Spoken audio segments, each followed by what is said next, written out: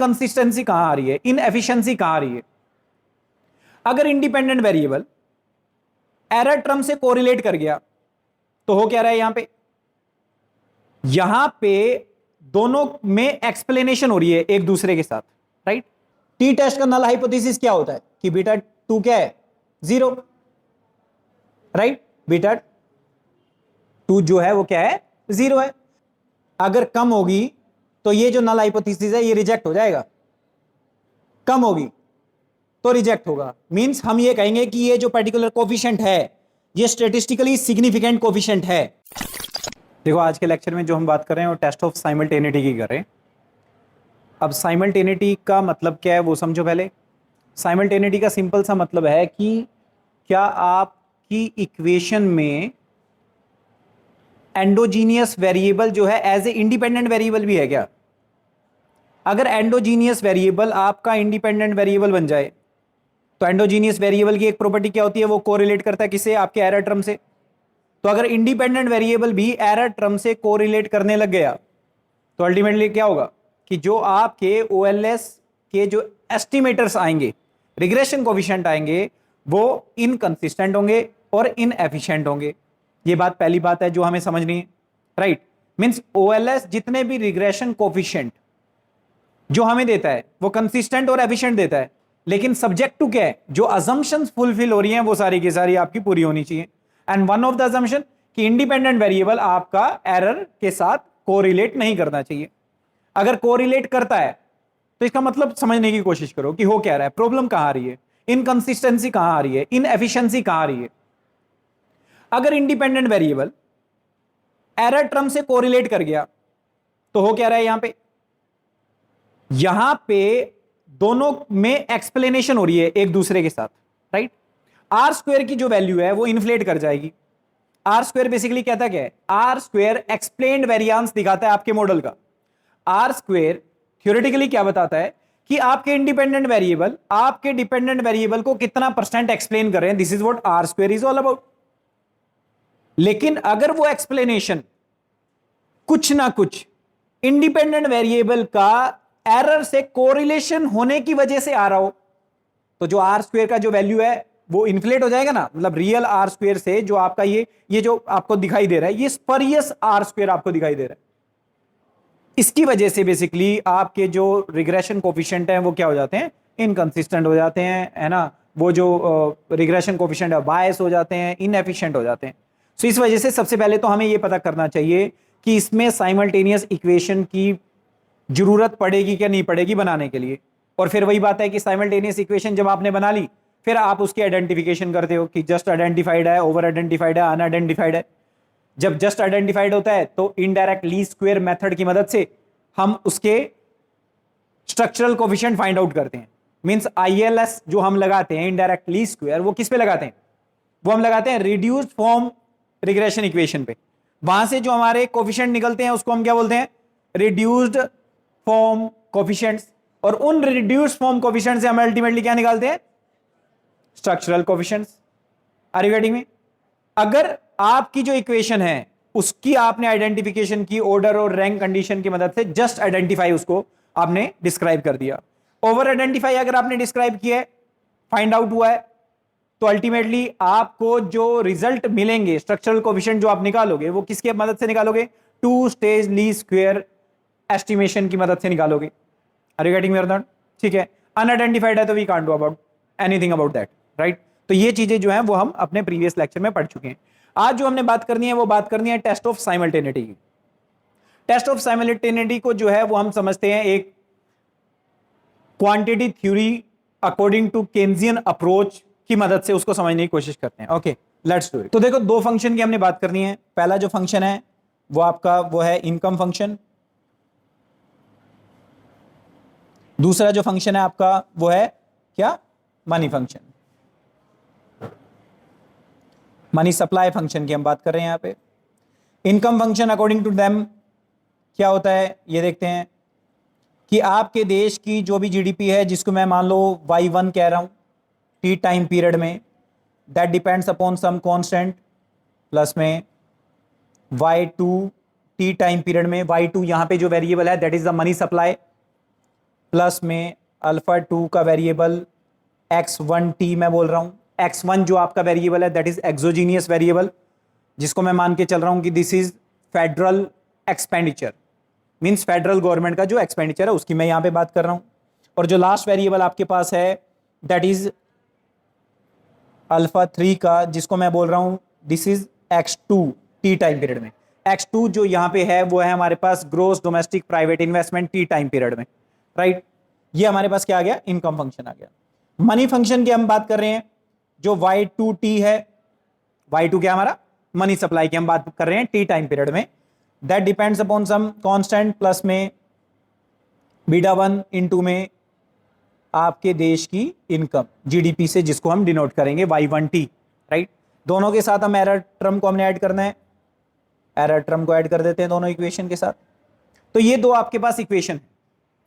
तो इस इक्वेशन की आइडेंटिफिकेशन करने से पहले रैंक और ऑर्डर कंडीशन में आपको देखना पड़ेगा क्या उसकी जरूरत भी है कि नहीं, क्या ओएलएस से आपका काम चल सकता है कि नहीं काम चल सकता है, इसको हमें पहले देखने की कोशिश करनी है। तो एक चीज समझो इसके अंदर कि लेट सपोज करो कि इसके अंदर कोई साइमल्टेनिटी नहीं आती, लेट सपोज करते हैं नो साइमल्टेनिटी, ठीक है। कोई साइमल्टेनिटी ना आने के बावजूद भी आपने अगर इस पे इनडायरेक्ट लीस्ट स्क्वायर मेथड लगा दिया, अगर जरूरत पड़ रही है तो, जस्ट आइडेंटिफाइड है, या फिर ओवर आइडेंटिफाइड है तो two stage least square method लगा दिया, राइट। मींस आपने रिड्यूस्ड फॉर्म इक्वेशन बनाई, रिड्यूस्ड फॉर्म कोफिशिएंट निकाले, उसकी मदद से आपने जो आपके स्ट्रक्चरल कोफिशिएंट है means alpha 0, alpha 1, alpha 2, alpha 3, beta 0, beta 1, इसको एस्टिमेट करने की कोशिश की with the help of the reduced form coefficients. तो जो आपके रिजल्ट आएंगे ना ऐसे टाइम पे, जो आपके रिजल्ट्स आएंगे वो रिजल्ट्स कंसिस्टेंट होंगे लेकिन इनएफिशिएंट होंगे। इनएफिशिएंट का मतलब नॉन एफिशिएंट, या फिर हम कह सकते हैं कि जो वेरिएंस है आपके रिग्रेशन कोफिशिएंट में वो मिनिमम नहीं होने वाला बिल्कुल भी, राइट। तो हमें सबसे पहले ये चेकआउट करना है कि साइमल्टेनिटी की प्रॉब्लम है भी क्या नहीं। दो तरह के टेस्ट हैं जिससे हम साइमल्टेनिटी की प्रॉब्लम को देख सकते हैं, एक है होजमैन टेस्ट और दूसरा है पिंडिक रोबिनफील्ड टेस्ट। एक एक करके दोनों टेस्ट को देखते हैं। सबसे पहले हम बात करेंगे हम होजमैन टेस्ट की।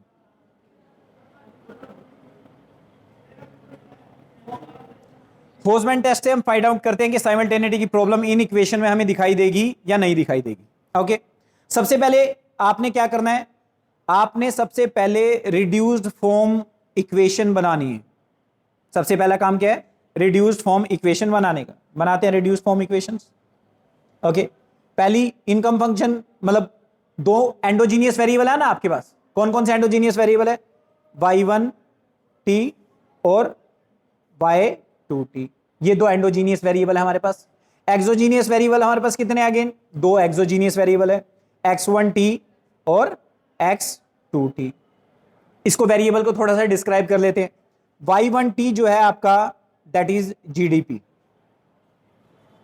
ठीक है, जीडीपी है आपकी y1t टी टाइम पीरियड में किसी भी कंट्री की। ओके, जो y2t है आपके पास वो M2 मनी सप्लाई है टी टाइम पीरियड में, ठीक है। जो आपके पास x1t है वो फेडरल गवर्नमेंट का एक्सपेंडिचर है, जो बजट में हम एक्सपेंडिचर करते हैं उसकी बात कर रहे हैं टी टाइम पीरियड में।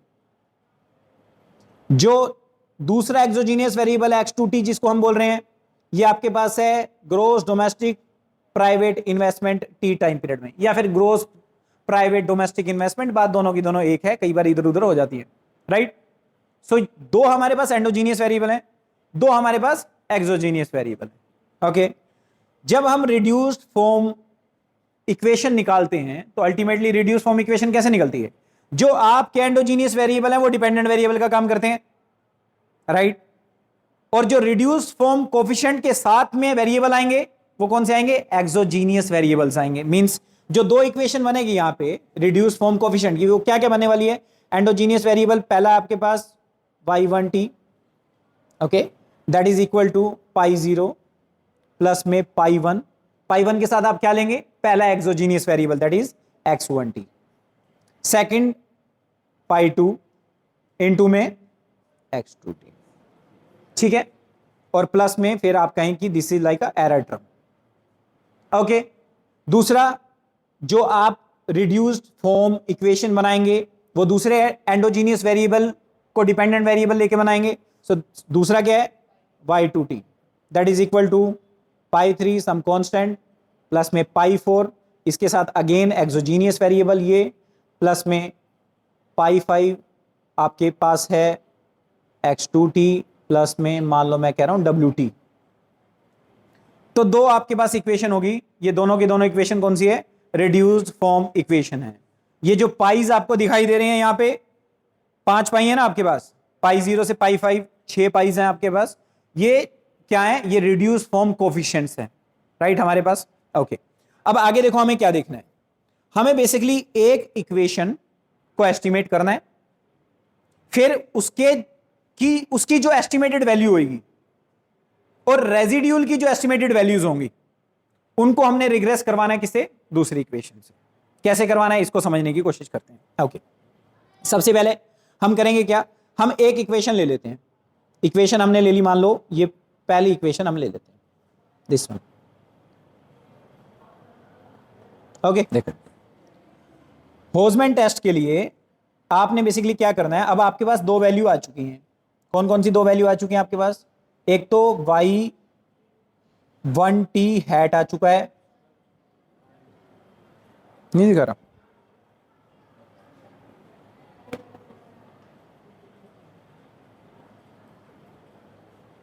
ठीक है। तो दो वैल्यू आपके पास आ चुकी है, एक तो y1t हैट आ चुका है आपके पास, और दूसरी वैल्यू जो आपके पास आ चुकी है वो क्या आ चुका है, vt हैट आ चुका है। दो आपने एस्टिमेट किया ना वैल्यू, प्रिडिक्ट किया मींस आपने एस्टिमेट कर ली वो दोनों वैल्यू। ओके, नाउ अब हमें क्या चाहिए, देखो हमारे पास इक्वेशन थी मनी फंक्शन की ये,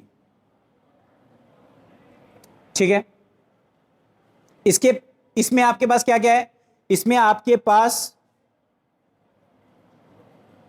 y2 है t टाइम पीरियड में। अब आपको ये इक्वेशन को एस्टिमेट करना है साइमल्टेनिटी चेक करने के लिए। कौन सी इक्वेशन को, money supply t time period में इज इक्वल टू β0 प्लस में β1, y1t की जगह क्या रख देना, अब आपको y1t जो आपने एस्टिमेट किया है वो वाला रख देना basically, right,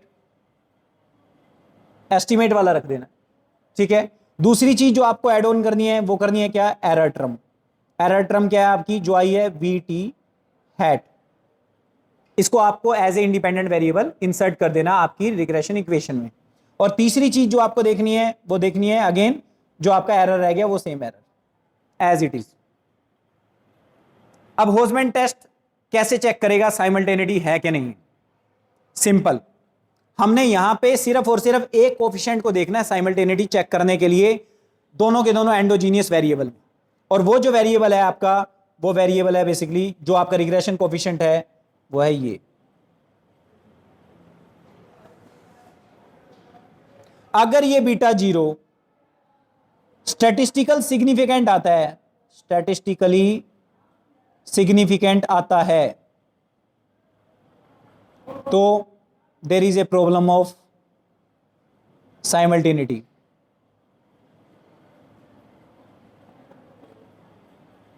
otherwise no problem, कोई प्रॉब्लम नहीं होगी। स्टैटिस्टिकल सिग्निफिकेंट कब आएगा, ये देखो जब हम टी टेस्ट देखेंगे इस रिग्रेशन कोफिशिएंट का, β2 का जो टी टेस्ट देखते हो आप, टी टेस्ट का नल हाइपोथेसिस क्या होता है कि β2 क्या है, 0, राइट, β2 जो है वो क्या है, 0 है। अगर इस टी टेस्ट की पी वैल्यू लेस देन 0.05 है तो ये जो 0 वाला आपने हाइपोथेसिस माना है वो हाइपोथेसिस रिजेक्ट हो जाएगा, और जो भी वैल्यू आपको दिखाई देगी β2 की वो स्टैटिस्टिकल सिग्निफिकेंट वैल्यू है, राइट। और अगर स्टैटिस्टिकल सिग्निफिकेंट वैल्यू आई आपकी β2 की तो there is a problem of simultaneity in your equation. Are you getting me और नॉट। अब देखो ये ऐसा हो क्यों रहा है, इसको समझने की कोशिश करो, मेन रीजनिंग क्या है इसके पीछे। मेन रीजन इसका ये है कि अब आप दो इक्वेशन देखो, जब इनकम फंक्शन की आपने इक्वेशन देखी तो इनकम फंक्शन में आपने क्या कहा कि जो y1t है ये डिपेंडेंट वेरिएबल है, राइट, और ये एक इंडिपेंडेंट वेरिएबल है। दूसरी इक्वेशन में ये डिपेंडेंट वेरिएबल है और ये इंडिपेंडेंट वेरिएबल है और ये एरर टर्म है, यही हमने बात की है ना। अब जो नीचे वाली इक्वेशन है ना, इसके अंदर आप देखो हमने जो वी टी की बात की, राइट, ये एक एरर टर्म है। एरर टर्म का कोफिशिएंट अगर स्टेटिस्टिकली सिग्निफिकेंट हुआ मींस इसका कुछ ना कुछ इफेक्ट आपको किस पे दिखाई दे रहा है, आपके एंडोजीनियस वेरिएबल पे दिखाई दे रहा है। कौन सा एंडोजीनियस वेरिएबल पे, y2 पे, मींस मनी सप्लाई पे। इसका मतलब हम बात क्या कर रहे हैं, जो ये वीटी बना है, ये वीटी के अंदर ये पर्टिकुलर एरर टर्म भी है कि नहीं है। अगर हमने ये प्रूव कर दिया कि there is some kind of relation between ये पर्टिकुलर एरर टर्म और ये पर्टिकुलर इंडिपेंडेंट वेरिएबल, तो इसका मतलब OLS से आप इसका एस्टिमेशन नहीं कर सकते। अब जो ये VT बना है, VT के अंदर ये वाला पर्टिकुलर एरर टर्म तो है ना, आर यू गेटिंग मी और नॉट।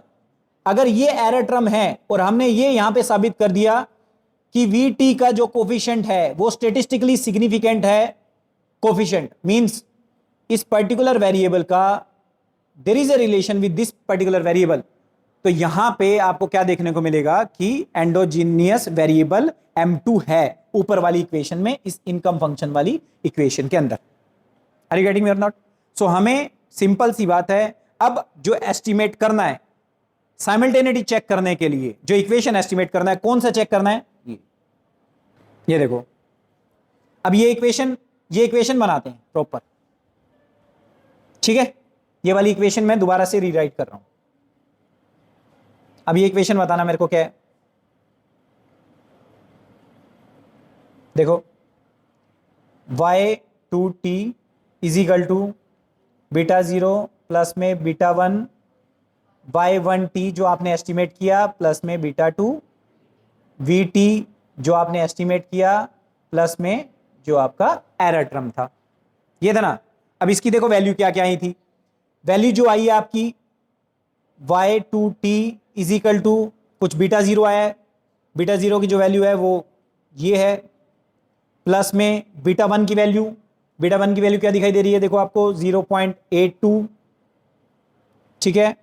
y1t एस्टिमेटेड प्लस में जो बीटा 2 की वैल्यू है वो है 0.095, vt एस्टिमेटेड प्लस में एरर टर्म आपकी, ये वैल्यू आई थी आपकी स्क्रीन पे जब हमने इसको एस्टिमेट किया। अब देखो ध्यान से, ये जो पर्टिकुलर आपका रिग्रेशन कोफिशिएंट है उसकी अगर आप t वैल्यू देख रहे हो तो इसकी जो t वैल्यू है वो आपको दिखाई देगी 1.27 और इसकी जो p वैल्यू है वो आपको दिखाई दे रही है क्या, 0.211। अब ये p value is greater than 0.05, अगर ये ग्रेटर देन 0.05 है तो इट मींस कि नल हाइपोथेसिस आपका क्या हुआ, एक्सेप्ट हो गया, आप उसको रिजेक्ट नहीं कर पाए। और आपका नल हाइपोथेसिस क्या था, मींस कि स्टेटिस्टिकली सिग्निफिकेंट ये पर्टिकुलर जो टेस्ट है वो है कि नहीं है। ये देखो ये इक्वेशन देख रहे हो, ये इक्वेशन का जो टी टेस्ट का बीटा 2 की वैल्यू 0 है, ये इसका नल हाइपोथेसिस है, H0 है ना इसका, है ना। अब H0 को आप एक्सेप्ट कब करोगे, जब इसकी वैल्यू इससे ज्यादा होगी तब उसको एक्सेप्ट करोगे, राइट। मींस ये स्टेटिस्टिकली सिग्निफिकेंट नहीं होगा। क्या समझे, उल्टा हो गया, उल्टा हो गया ना, उल्टा हो गया, सही कह रहे हो बिल्कुल। देखो ध्यान से दोबारा देखते हैं इस चीज को। हमने देखो प्रूव क्या करना है, हमने प्रूव करना है कि ये जो बीटा 2 है इसका सिग्निफिकेंस क्या है, ये स्टेटिस्टिकली सिग्निफिकेंट है कि नहीं है। इसका जो नल हाइपोथेसिस है वो है कि बीटा 2 वो 0 है, ठीक है। ये नल हाइपोथेसिस रिजेक्ट कब होगा, जब ये p वैल्यू 0.05 से कम होगी। अगर कम होगी तो ये जो नल हाइपोथेसिस है ये रिजेक्ट हो जाएगा, कम होगी तो रिजेक्ट होगा। मींस हम ये कहेंगे कि ये जो पर्टिकुलर कोफिशिएंट है ये स्टेटिस्टिकली सिग्निफिकेंट कोफिशिएंट है। अगर p वैल्यू 0.05 से कम होगी तब वो वेरिएबल स्टेटिस्टिकल सिग्निफिकेंट आपको आएगा बीटा 2, लेकिन अगर p वैल्यू ज्यादा होगी ना तो वो स्टेटिस्टिकली सिग्निफिकेंट नहीं है, that is equivalent to 0। And if that is equivalent to 0 it means कि जो VT है उसका कोई इफेक्ट नहीं है आपके डिपेंडेंट वेरिएबल पे, मींस जो आपने मनी सप्लाई की बात कर रखी है। आर यू गेटिंग मी और नॉट अगेन? यहां पे जो आपकी P वैल्यू आ रही है, अगर ये P वैल्यू लेस देन 0.05 होती तो आपका जो H0 जो आपने माना है कि β2 की वैल्यू 0 होनी चाहिए, वो क्या हो जाता? रिजेक्ट हो जाता। ठीक है, अगर ये वैल्यू ज्यादा है तो आप इसको रिजेक्ट नहीं कर पा रहे, इस चीज को रिजेक्ट नहीं कर पा रहे। इस चीज को रिजेक्ट नहीं कर पा रहे का मतलब क्या है? इस चीज को आपको एक्सेप्ट करना पड़ रहा है। इसको एक्सेप्ट करने का मतलब जो ये आपको वैल्यू दिखाई दे रही है ना, ये वाली जो वैल्यू दिखाई दे रही है, that is not this, that is equivalent to 0। 0.09 जो है वो वैल्यू किसके इक्विवेलेंट है? 0 के इक्वल है। अगर ये 0 के इक्वल है तो इसका मतलब क्या हुआ कि इस पर्टिकुलर वेरिएबल का कोई इफेक्ट आपको नहीं दिखाई दे रहा है इसमें। जब कोई इफेक्ट ही नहीं आया तो इट मींस कि आपकी जो आप कह रहे हैं कि प्रॉब्लम है साइमल्टेनिटी की, वो प्रॉब्लम ही नहीं है। There is no problem of simultaneity in this particular case. समझे? कोई डाउट? एनीवन? नहीं ना? हाँ जी, आप बताओ। अब पूछ रहा हूं मैं, बताओ समझ आया कि नहीं आया? हाँ, आप ही से पूछ रहा हूं, और कोई है ही नहीं है पीछे। समझ आ गया? किसी को डाउट है तो मेरे से पूछ सकता है दोबारा, है ना? ये जो मैंने आपसे बात की है, ये बात की है किसका? बोल्ट्जमैन टेस्ट की मैं बात कर रहा हूं, जो पिंडिक और रूबिनफील्ड का टेस्ट है। पिंडिक और रूबिनफील्ड के टेस्ट में आप देखो क्या देखेंगे।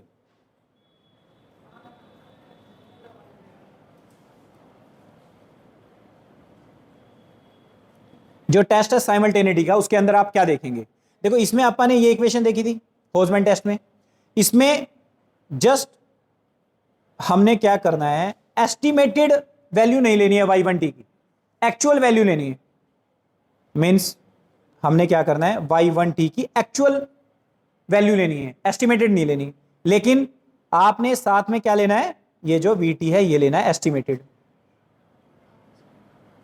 और सेम चीज चेक करनी है फिर भाई कि ये स्टेटिस्टिकल सिग्निफिकेंट है क्या नहीं आपका ये पर्टिकुलर β2। अगर β2 स्टेटिस्टिकली सिग्निफिकेंट हुआ, there is a problem of simultaneity. Statistical significant नहीं हुआ, there is no problem of simultaneity. अब टी टेस्ट से पता चल सकता है कि ये स्टेटिस्टिकली सिग्निफिकेंट है क्या नहीं। अगर p value, again I am repeating, अगर p वैल्यू लेस देन 0.05 आती है किसी भी रिग्रेशन कोफिशिएंट के टी टेस्ट की, 0.05 से कम आती है, तो आपका नल हाइपोथेसिस रिजेक्ट हो जाता है। और नल हाइपोथेसिस रिजेक्ट होने का मतलब है कि जो आपका रिग्रेशन कोफिशिएंट है वो स्टेटिस्टिकली सिग्निफिकेंट रिग्रेशन कोफिशिएंट है। अगर p वैल्यू 0.05 से ज्यादा आती है तो आप आपके नल हाइपोथेसिस को रिजेक्ट नहीं कर पाते। मींस जो आपका रिग्रेशन कोफिशिएंट आएगा वो स्टेटिस्टिकली इनसिग्निफिकेंट आएगा, राइट? और इनसिग्निफिकेंट का मतलब है उसकी जो वैल्यू आपको दिखाई देगी, कुछ भी वैल्यू हो, that is just equivalent to 0। Are you getting me और नॉट? देखो, आपने क्या किया है, y2t इज इक्वल टू β0 की वैल्यू क्या है, -2625। β1 जो कोफिशिएंट है उसकी वैल्यू क्या है, 0.82 y1t। लेकिन जो vt आपने एस्टिमेट किया उसकी वैल्यू क्या आ रही है, माइनस में 0.734 vt एस्टिमेटेड, प्लस में एरर टर्म। अब आपको अगेन किसको देखना था, इस β2 को, इस रिग्रेशन कोफिशिएंट को। अब ये जो रिग्रेशन कोफिशिएंट की जो टी वैल्यू है, वो टी वैल्यू क्या है, वो है -9.60। और इसकी जो पी वैल्यू है वो क्या है, लेस देन 0.05, 0.000 दिखाई दे रही है ना, तो लेस देन 0.05। इसका मतलब क्या, इसका मतलब जो ये रिग्रेशन कोफिशिएंट है ना, ये जो आपका आया, that is statistically significant regression coefficient. और अगर ये स्टेटिस्टिकली सिग्निफिकेंट रिग्रेशन कोफिशिएंट हुआ तो there is a problem of simultaneity, कि वो जो वेरिएबल है वो एंडोजीनियस वेरिएबल है जो मनी सप्लाई है बेसिकली इनकम फंक्शन के अंदर।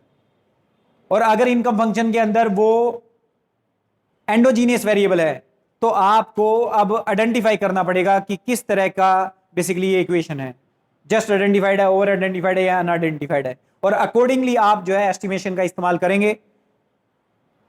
रिड्यूस फॉर्म कोफिशिएंट की मदद से, रिड्यूस फॉर्म इक्वेशन की मदद से रिड्यूस फॉर्म कोफिशिएंट निकालेंगे, रिड्यूस फॉर्म कोफिशिएंट की मदद से स्ट्रक्चरल कोफिशिएंट निकालेंगे। स्ट्रक्चरल कोफिशिएंट का मतलब ये कोफिशिएंट जिनकी मैं बात कर रहा हूं, ये है structural coefficient. Reduce form coefficient कौन से होते हैं? जो ये पाइज, ये सारे के सारे रिड्यूस फॉर्म कोफिशिएंट्स हैं। तो आप एस्टिमेट करेंगे फर्दर रिड्यूस फॉर्म कोफिशिएंट्स को, उसकी मदद से आप फाइंड आउट करेंगे क्या? आपके स्ट्रक्चरल कोफिशिएंट्स को फाइंड आउट करेंगे। So this is the problem of simultaneity diagnosis, कि आप उसको डायग्नोस्टिक कैसे कर सकते हैं according to the Hausman test and according to Pindyck Rubinfeld test. अब कोई डाउट है तो बताओ। नहीं ना? अब देखो दोनों के दोनों अलग अलग एस्टिमेशन के तरीके बता रहे हैं, रिजल्ट दोनों में अलग अलग है, लेकिन जो पिंडिक एंड रोबिनफील्ड का मेथड है ना, वो मोर एफिशिएंट है, वो ज्यादा एफिशिएंसी से आपको रिजल्ट प्रोवाइड करवाता है, right? That's why they argued कि आपको चाहिए कि आपको इस मेथड का इस्तेमाल करना चाहिए, होजमैन मेथड का इस्तेमाल नहीं करना चाहिए। That is what they argue, right? But it depends upon the discretion of researcher only, कि किस पर्टिकुलर मेथड का आपको इस्तेमाल करना है आपके रिसर्च पेपर में या किसका नहीं करना। ठीक है, that's it from today's lecture.